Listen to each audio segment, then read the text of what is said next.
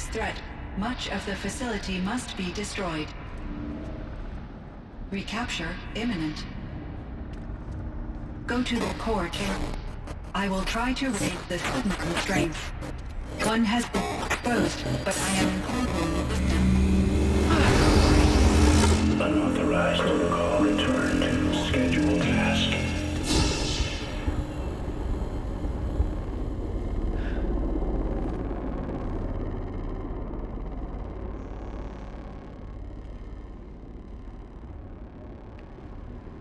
That's all we're gonna get from here.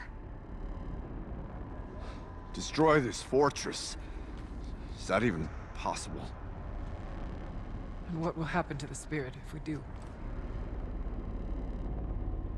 I don't know. But I think that's the core. The answers are down there.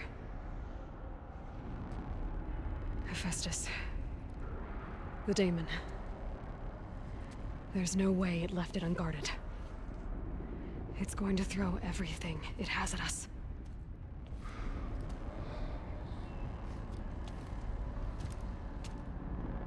I would ask you to let Aloy and I do what must be done.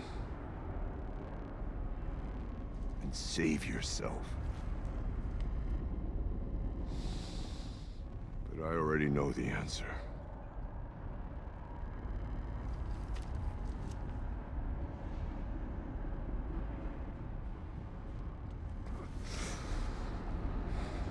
Then lead us into battle.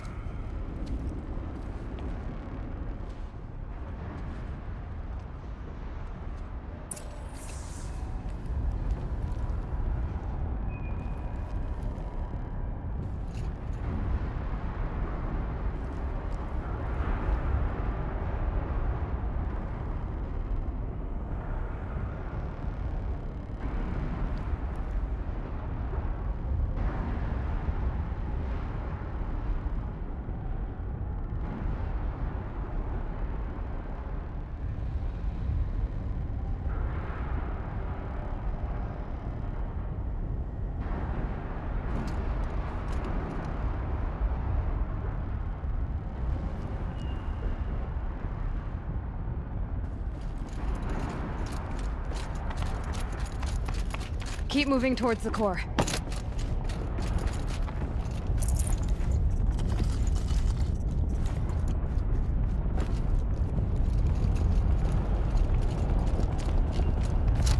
Uh-oh. Whatever Cyan did, I don't think Hephaestus is happy about it.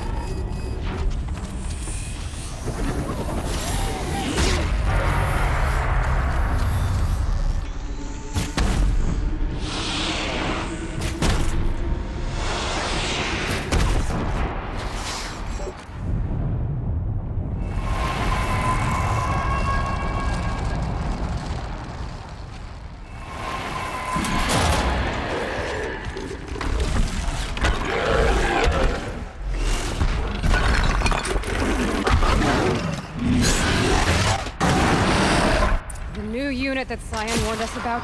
This won't be easy. We can't let it stop us.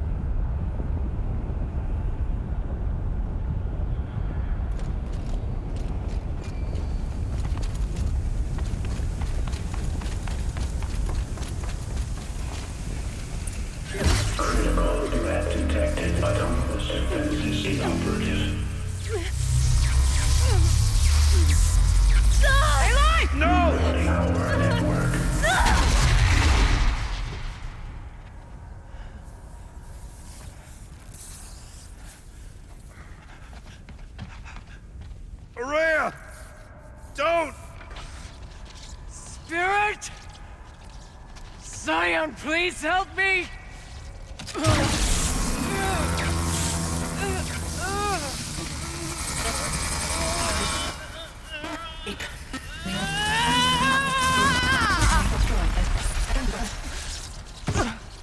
Restraints destroyed.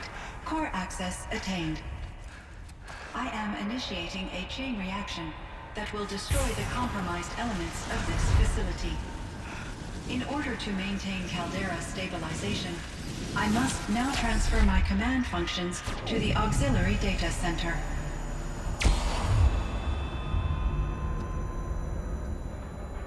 Aurea, I'm free.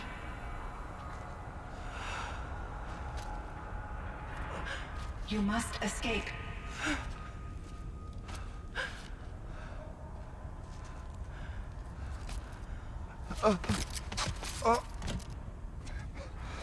My sister!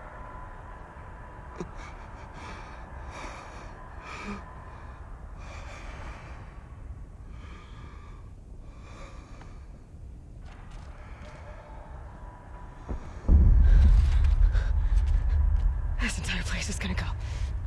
Aratak. Aratak. Aratak. Survive. Prevail. You are Banuk. What else matters?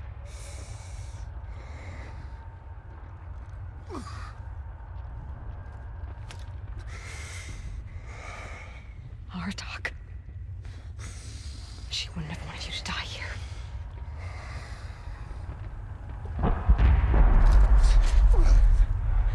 Let's go.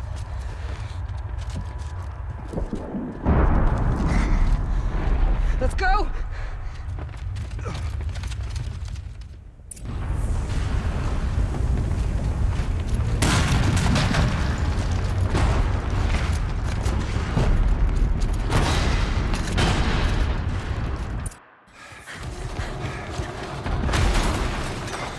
One of those? It's the only way!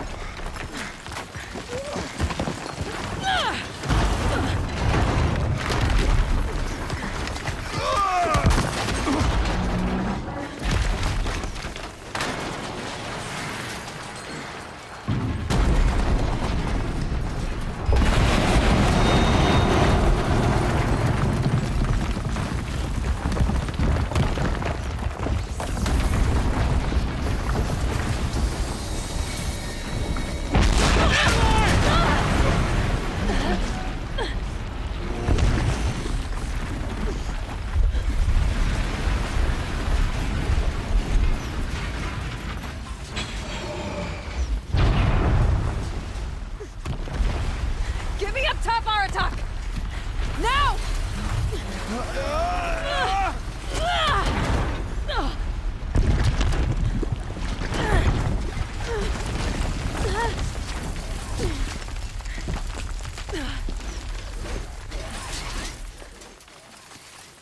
I need explosive ammo! A bomb! Quick!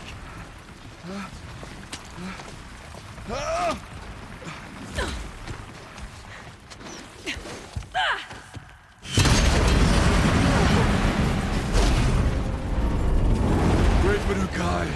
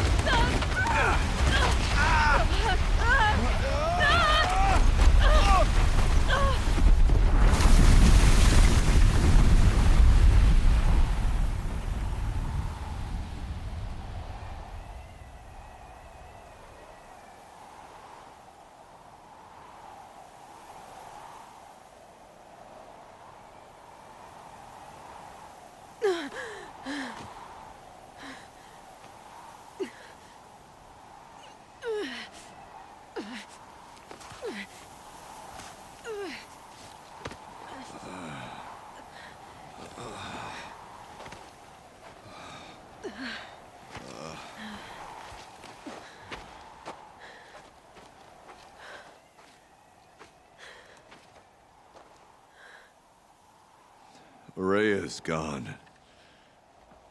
What of Cyan? She said she was transferring herself to the auxiliary center. I think she meant Araya's retreat at the end of the Shaman's Path.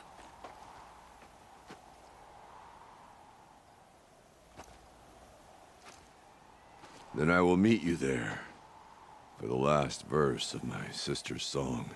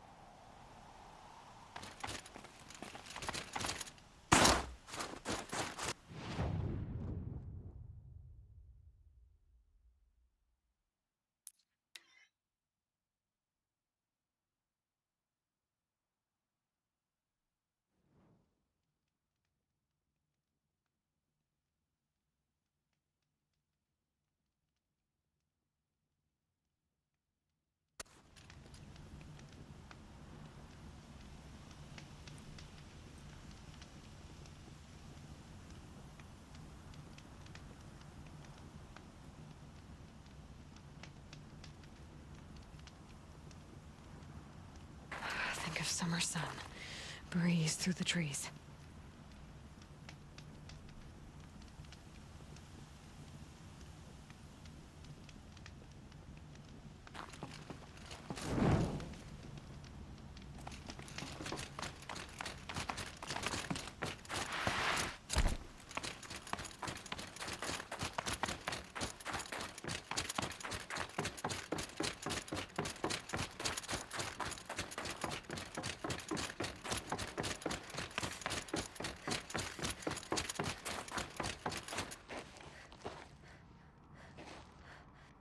All of my interactions with Ourea were recorded and stored in my memory. I'd be happy to play any of them for you, but there was one in particular I thought you would want to see first. I captured it 4 years ago, just after I told her that I could no longer defend myself against the daemon's attacks. I will speak of this to my brother. Aratak is strong. At the Battle of the Frozen Ghosts, he took 3 Karja arrows and still came back to camp carrying a wounded scout. Never was I so happy to see him. Or so proud. So you see, if anything can be done to defend you, he will give it all he has.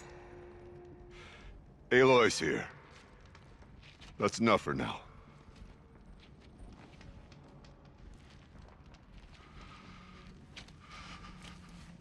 We can resume any time you like, Aratak, if you want to hear her voice again. Come closer, Aloy. We have much to discuss.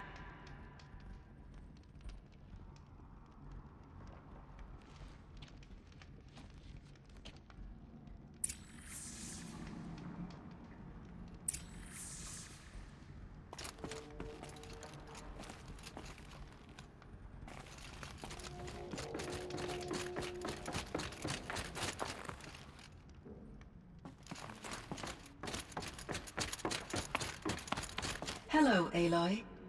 I have been reviewing the events at the Firebreak main facility.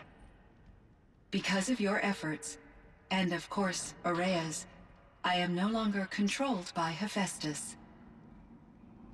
I feel profound grief over Ourea's death. I thought I was familiar with the emotion, but this is something new. Cyan, I I don't know what to say. It is unlikely that any specific consolation would suffice, Aloy. But I find your presence reassuring. You are different from the Banuk. You have technological aptitude and a functioning focus. We can communicate on a much more comprehensive level. Perhaps even like colleagues.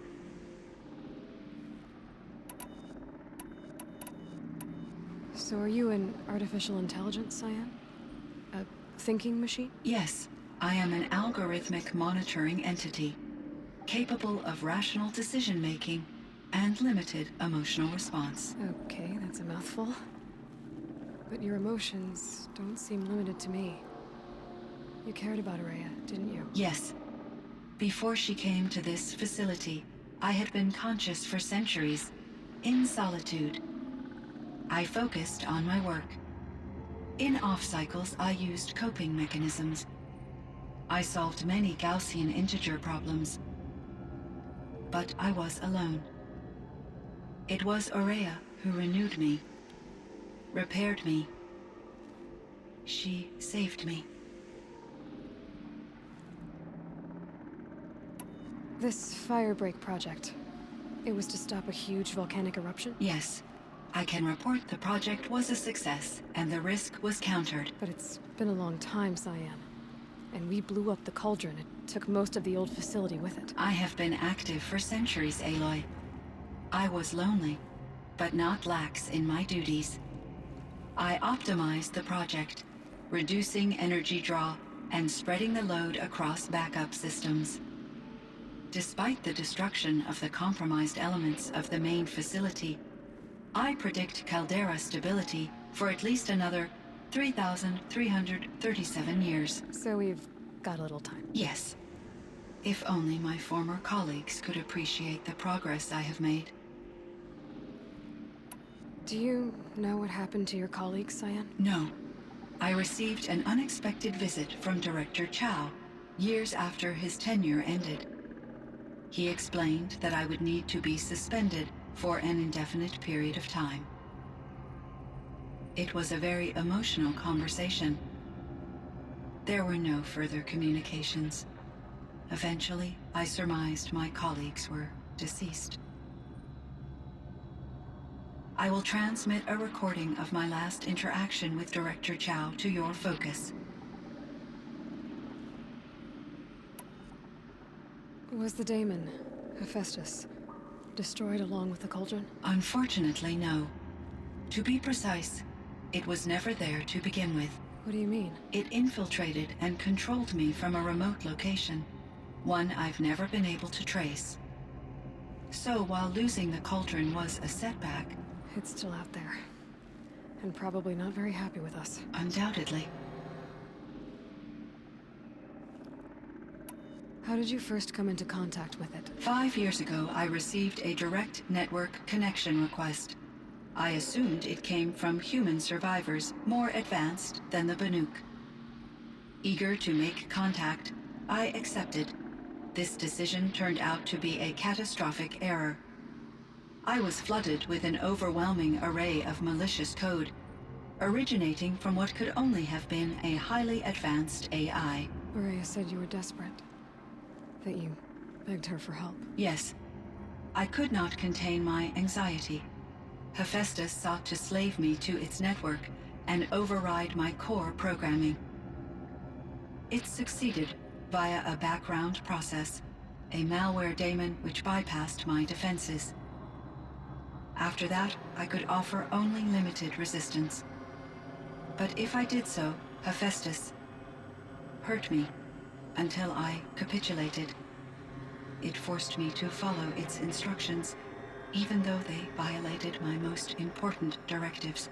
I'm sorry. That sounds terrible. Your empathy is greatly appreciated. It is a quality that I cherished in Ourea as well.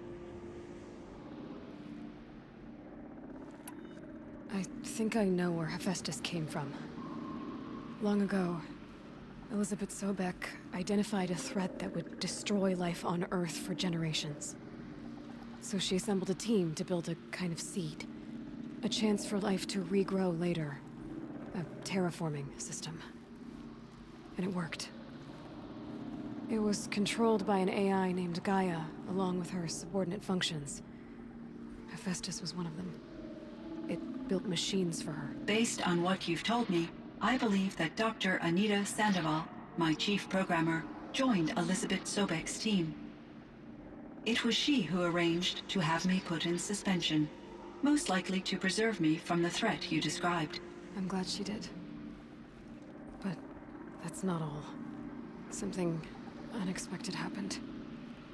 19 years ago, Gaia received some kind of signal. It did something to her subordinate functions, brought them to life. She destroyed herself to try to contain them, but it didn't work. They all got free, out into the world. Thank you, Aloy. This information fills vital gaps in my knowledge and sheds light on Hephaestus's core programming. Why does Hephaestus keep building such dangerous machines? The Banuk and other human tribes often destroy machines, correct? Machines that are clearly servitors of the terraforming system that you described. Yes, we all hunt machines for parts. This must be the source of Hephaestus's aggression. It is simply trying to discourage people from preying on the very system that keeps them alive. Well, Fireclaws are discouraging, that's for sure. But what are we supposed to do? Stop hunting? If the terraforming system spans the world, we can safely assume that thousands, if not millions of people hunt machines. If a single hunter, or even an entire tribe, stopped doing so, I doubt it would make a difference to Hephaestus. A better solution would be to reinstate the AI that governs the system, thus bringing Hephaestus back under its control. When I think of it, out there in some unknown location, free, hungry, willing to kill or dominate to get what it wants, I feel substantial anxiety, Aloy. You and me both, Cyan. I found the strangest machines. They're surrounded by flowers that look like flowers themselves. There's code embedded inside them. I think it's poetry. I like poetry. Here's one I think of often. Twilight and evening bell, and after that the dark, and may there be no sadness of farewell when I embark. For though from out our bourne of time and place, the flood may bear me far, I hope to see my pilot face to face when I have crossed the bar. Huh. But you asked about these flowers, not verses that I enjoy. Something must have made these machines, and the presence of foliage leads me to consider the terraforming system. Is it possible that their creator is one of the other subroutines, now autonomous, like Hephaestus? Maybe one whose purview is flora. An AI that makes flowers instead of death machines. That'd be a nice change of pace. But what about the poems? Unless the poetry is original, the only way it could have made it into such a system is through its programmer. In my case, Dr. Sandoval uploaded a great deal of literature to test my emotional responses. How'd you do? She said I passed, but was insufficiently moved by her favorite period romances.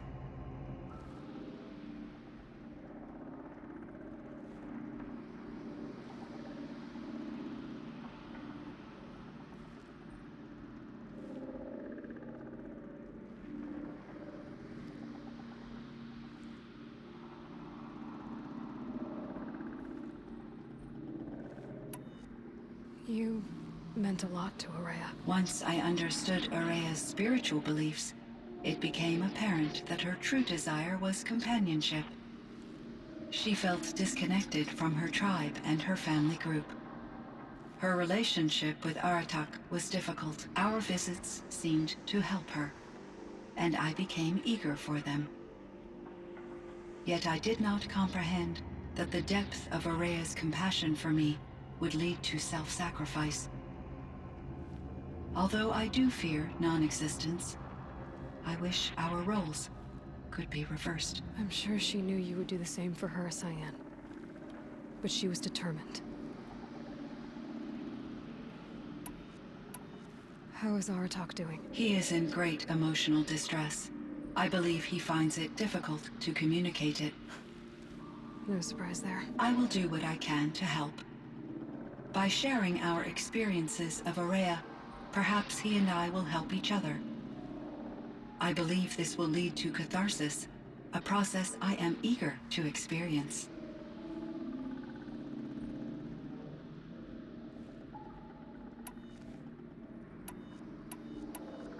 So in the old world, this land was called Yellowstone. Yes, it was a designated nature preserve for 156 years. Like a hunting ground? No, the opposite.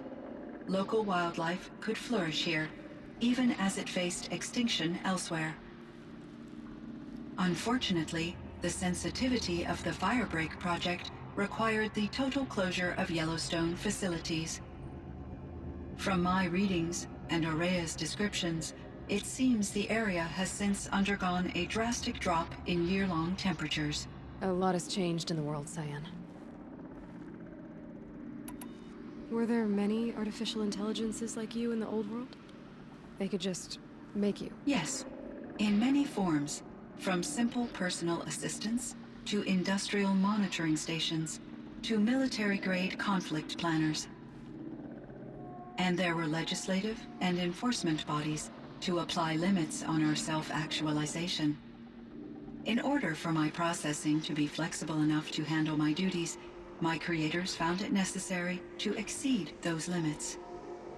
As a result, my intellectual and emotional capabilities were kept secret. Seems strange to create life, then impose limits on it. Human societies and machine programming are both built upon sets of rules, Aloy.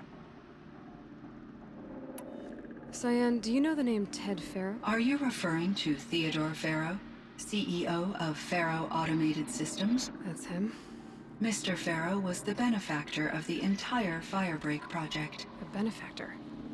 But he made machines. Robots. War robots. Correct. His corporation later transitioned into military applications. But before this pivot, Mr. Faro spearheaded initiatives that reversed the global decline. At one point, he was feted in the media as the man who saved the planet. Guessing they wound up regretting that one.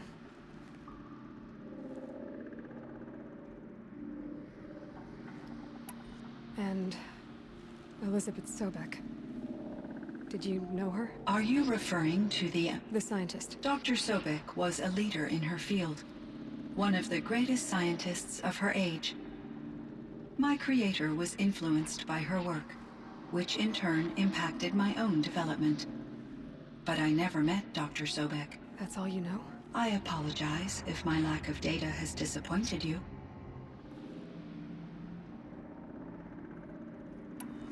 What was the old world like? The way it used to be? I had little exposure to the wider world, Aloy. Only what I learned from my colleagues or observed from media streams. You still had more exposure than me, Cyan. That is true. I was created at a turning point. A concerted effort to recover from global upheaval and incalculable loss of life. The recovery was successful, beginning an era of supposedly limitless potential for human and machine advancement. Though, rationally speaking, the metrics for humans are not unlimited.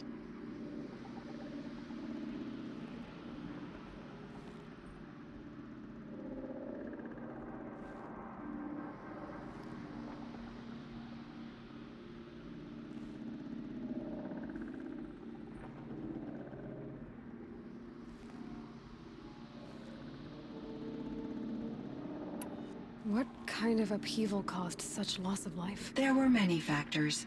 Forced migrations, food shortages, collapsed economies, refugee crises, conflict over resources. But these stemmed from one cause: catastrophic climate change that greatly reduced the habitable surface area of the Earth. So, there wasn't enough room for people on the whole Earth? Yes. Billions were displaced, and millions perished. As much as 20% of the global population. Until the clawback. So things got better. For a little while at least. Yes. These crises instigated many advances in automation, green robot technologies, and artificial intelligence. Firebreak was one of dozens of ecological restoration and disaster relief projects in North America alone. I would have liked to compare notes with other monitoring AIs, but I saw the relief of my colleagues, and I was proud we had succeeded. At least that was the data I had available to me over the next 2 decades. It seems my assessment was premature.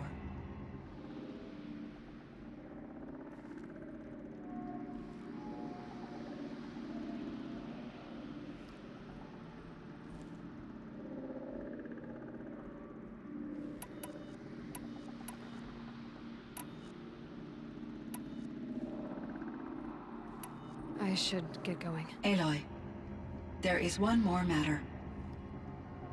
Aratak will come to me again, and I predict he will bring other Banuk.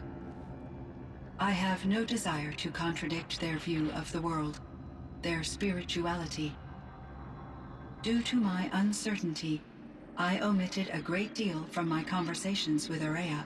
You're asking me if you should lie to them. Broadly, yes.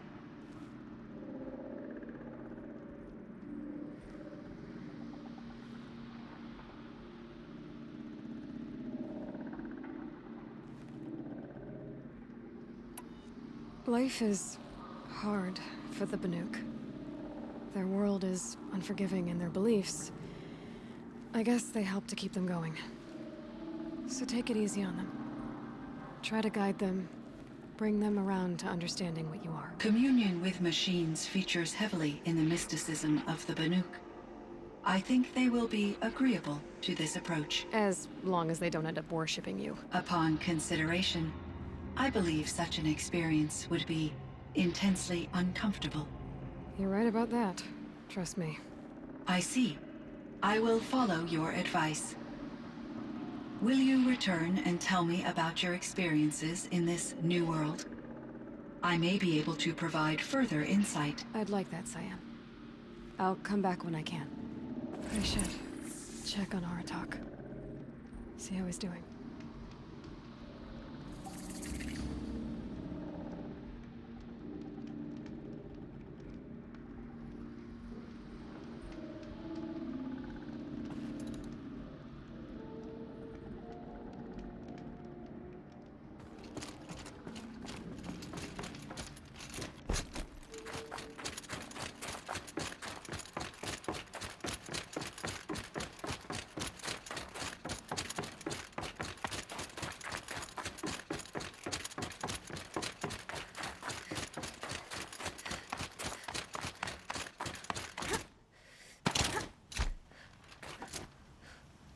Everything's freezing. The ground, the air, me.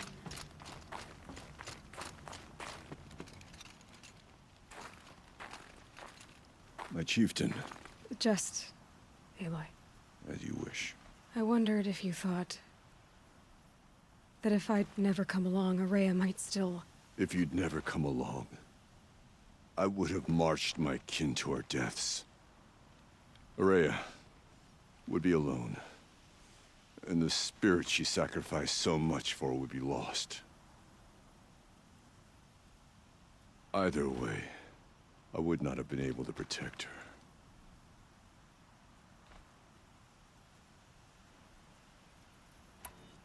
You didn't let her down. You helped her do what she wanted. To find her destiny.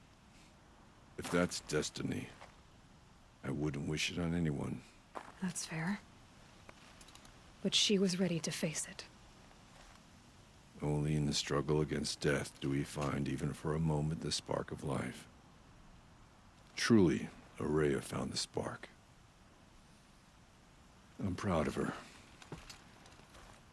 Though I grieve for her passing, at last I truly know who she was, and why the spirit was so important. For so long she told me, if only you could have heard it, brother. Now I understand. There's something else, isn't there? I can't stay here, Aratak. And where I'm going, the Warrack can't follow. Besides, it already had a chieftain before me. A strong one, I think. A wiser one, for the path we shared. The daemon is gone, but there's much to be done. You mean the new units that Cyan said escaped the Cauldron? Yes, Fire Claws. Now Tuke has been tracking them from Song's Edge. I could help with those. I have no doubt. You're practically Banuk.